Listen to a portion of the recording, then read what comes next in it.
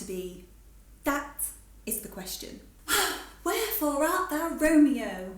These are famous expressions from Shakespearean plays, but did you know there are actually quite a lot of expressions we use in everyday English that are from the days of Shakespeare? And even now we still use them in our day-to-day lives, but many people don't realise that they are from Shakespeare. So let's have a look at how we might use them with the help of Susie and Felicia, and then we'll do a rundown of what they all mean.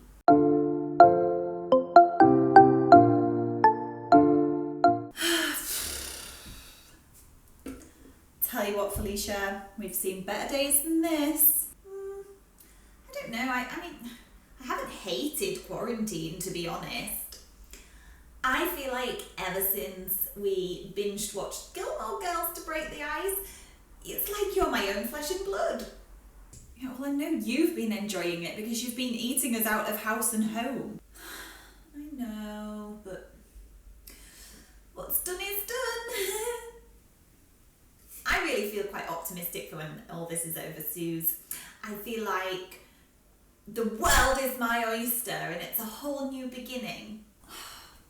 I don't know.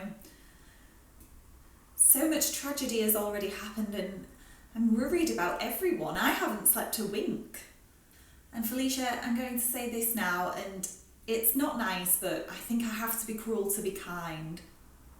Derek and Steve weren't right for you, but men aren't the be-all and end-all. You're right.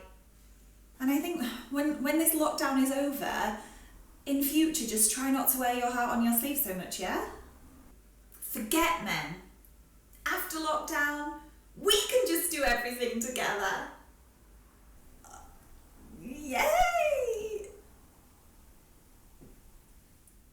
Number 1. We've seen better days, or I've seen better days than this, is pretty self-explanatory. If we're having a bad day, we would simply say, I've seen better days, meaning we've known life to be better than the current situation. Number 2, to break the ice. To break the ice means to relax with somebody new. We often use it in dating. Men might often use cheesy chat-up lines to break the ice, to make somebody laugh. And then after that, we're usually more comfortable and more able to be ourselves.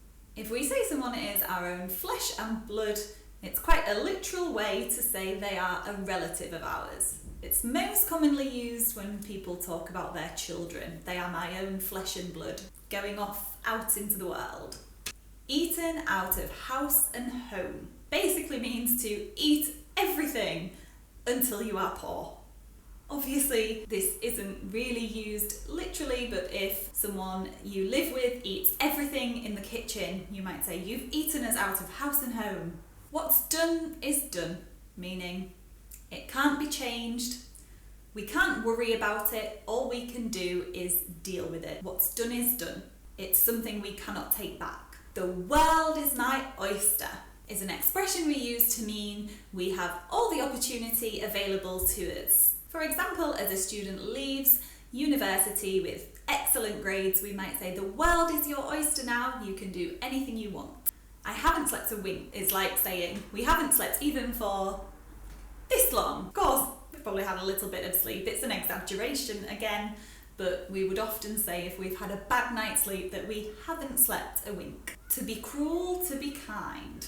Often in life we might have to be cruel to be kind. We might have to say something that somebody does not want to hear, but if it's the truth, it means it's kinder to them in the long run. We have to give children injections and they think when they're very little that we are being cruel to them, but we aren't. We are just protecting them. We are being kind.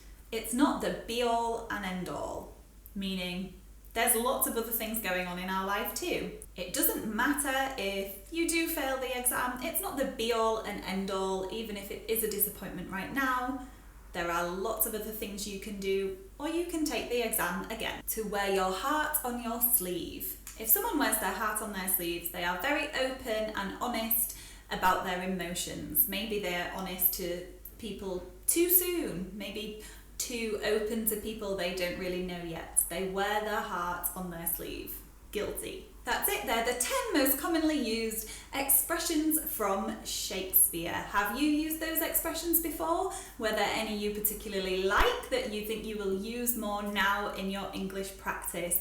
And maybe you can use about 3 of your favourite expressions in the comments below in an example, and I will tell you if that's the right way that we use it. If you found this video useful, please like and subscribe and click the notifications bell to be notified of new videos every Sunday evening, and I hope to see you again next week.